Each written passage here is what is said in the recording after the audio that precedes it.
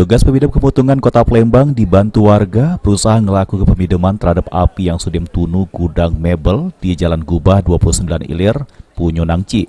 Kejadian yang berlangsung pada hari tersebut diduga berasal dari konsleting listrik dari lantai 2 gudang, di mana pemilik gudang yang tahu tempat usahanya tertunu langsung metu guna nyelamat ke diri.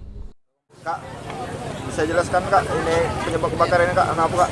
Jadi menurut informasi awal pihak keluarga di sini, sumber api ini dari konsleting listrik arus pendek. Ini rumah siapa Kak? Ini rumah Pak Nangci ya? Pak Nangci. Ini gudang usaha mebel. Ini ada korban jiwa Kak? Alhamdulillah tidak ada. Ada ya. Akibat kejadian kebotongan ini, sejumlah mebel yang sudah menjadi melok tertunu. Diperkirakan kejadian kebotongan ini sudah menimbulkan kerugian mencapai puluhan juta rupiah.